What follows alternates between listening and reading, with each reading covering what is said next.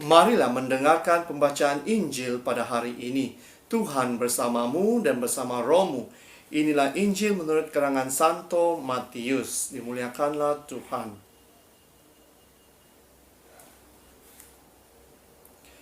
Inilah silsilah Yesus Kristus, anak Daud, anak Abraham. Abraham memperanakan Ishak, Ishak memperanakan Yakub, Yakub memperanakan Yehuda dan saudara-saudaranya. Yehuda memperanakan Peres dan Zera dari Tamar. Peres memperanakan Hezron. Hezron memperanakan Ram. Ram memperanakan Aminadab. Minadab memperanakan Nahason. Nahason memperanakan Salmon. Salmon memperanakan Boas dari Rahab. Boas memperanakan Obed dari Rut. Obed memperanakan Isai. Isai memperanakan Raja Daud. Daud memperanakan Salomo dari istri Uria. Salomo memperanakan Rahebem. Rahebem memperanakan Abia. Abia memperanakan Asa. Asa memperanakan Yosafat. Yosafat memperanakan Yoram. Yoram memperanakan Uzia. Uzia memperanakan Yotam. Yotam memperanakan Ahas. Ahas memperanakan Ezekia. Ezekia memperanakan Manase. Manase memperanakan Amon. Amon memperanakan Yosia. Yosia memperanakan Yekonia dan saudara-saudaranya pada waktu pembuangan ke Babel. Sesudah pembuangan ke Babel, Yekonia memperanakan Seltiel. Seltiel memperanakan Zerubabel. Zerubabel memperanakan Abihud. Abihud memperanakan Eliakim. Eliakim memperanakan Azor. Azor memperanakan Zadok. Zadok memperanakan Akim. Akim memperanakan Eliud. Eliud memperanakan Eliza. Eliza memperanakan Matan. Matan memperanakan Yakub. Yakub memperanakan Yusuf suami Maria yang melahirkan Yesus yang disebut Kristus. Jadi seluruhnya ada 14 keturunan dari Abraham sampai Daud, 14 keturunan dari Daud sampai pembuangan ke Babel, dan 14 keturunan dari pembuangan ke Babel sampai Kristus. Demikianlah Injil Tuhan. Terpujilah Kristus. Saudara dan saudari yang seiman dalam Yesus Kristus, di dalam Injil pada hari ini kita akan belajar mengenai Salasia keluarga Yesus. Dan jika kita membaca Injil Matius, kita mendapati di awal permulaan Injil Matius memberitahu kita tentang keluarga Yesus. Dan apabila kita membacanya dan kita mendapati bahwa di dalam keluarga ataupun keturunan Yesus ada nama-nama yang kita kenali.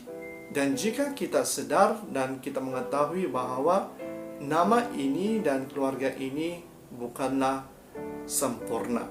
Contohnya Raja Daud, di mana dia pernah membunuh, dan juga Raja Solomon yang tidak setia. Ini adalah dua nama yang kita tahu sekiranya kita membaca Alkitab. Oleh karena itu, pertanyaan yang harus kita tanya dalam diri kita adalah seperti, adakah Yesus malu akan keluarga-keluarganya ataupun keturunan-keturunannya? Tentunya tidak, saudara dan saudari. Karena bagi saya, Tuhan Yesus lahir untuk menyempurnakan keluarganya melalui tindakan-tindakannya yang baik. Itulah makanya dia seringkali mengatakan bahwa dia datang ke dunia ini untuk menyempurnakan dan bukannya untuk menghukum. Jadi saudara dan saudari, Jika kita lihat kehidupan kita setiap hari maupun keluarga kita, tentu ada perkara-perkara yang tidak sempurna yang kadang-kala membuatkan kita malu. Tetapi bawalah semuanya di dalam doa kita kepada Yesus, agar kita merasakan bahwa melalui Yesus kita mempunyai kekuatan untuk meneruskan pelayanan kita dan kehidupan kita. Biarlah apa sahaja yang diperkatakan oleh orang lain itu tidak menjatuhkan semangat kita untuk terus melayani, malahan memberi kita kekuatan untuk terus menjadi saksi keselamatan kepada semua orang. Apa sahaja yang berlaku di dalam keluarga kita maupun kehidupan kita, anggaplah itu sebagai satu pengajaran bagi kita untuk mengubah kehidupan kita. Jadi, di dalam Injil pada hari ini, ada beberapa perkara yang dapat kita pelajari.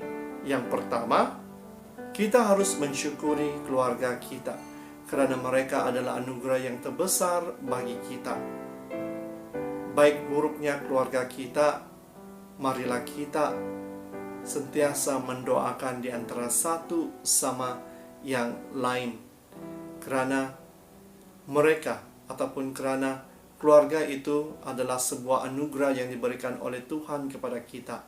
Oleh itu kita harus berdoa bagi keluarga kita agar kita tetap utuh di dalam iman dan juga kesatuan di dalam keluarga kita masing-masing. Jadi jangan pernah malu akan keluarga kita sendiri. Yang kedua, sebagai seorang anak maupun salah seorang ahli keluarga, kita harus mengharumkan nama keluarga kita masing-masing. Mengharumkan nama dengan perbuatan-perbuatan yang baik. Sekiranya kita mengharumkan nama dengan kejayaan dan pencapaian kita, itu adalah salah satu bonus bagi keluarga kita. Tetapi yang paling penting adalah mengharumkan nama keluarga kita dengan perbuatan-perbuatan yang baik. Dan yang ketiga, seperti yang saya katakan, kita tidak harus malu akan keluarga kita, karena kita sendiri lahir daripada keluarga itu.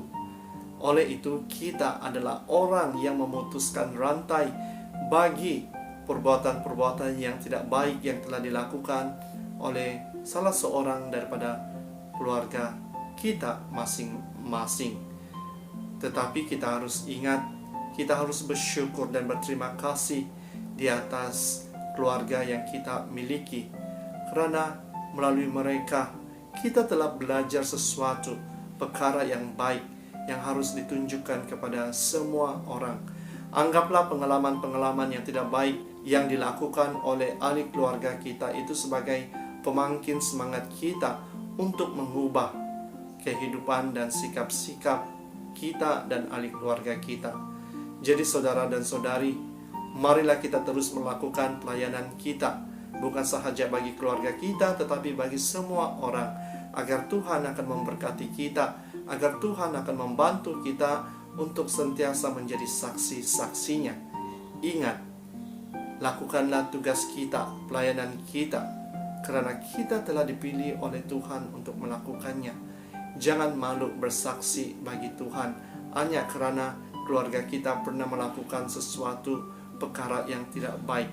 Tetapi seperti yang saya cakap, anggaplah itu sebagai satu cabaran bagi kita untuk menerima kelemahan yang ada di dalam keluarga kita, untuk terus membantu kita untuk menyebarkan kasih Yesus kepada semua orang. Sekali lagi, jangan pernah putus harapan, tetapi lakukanlah demi nama Tuhan yang akan sentiasa menyertai kita selalu.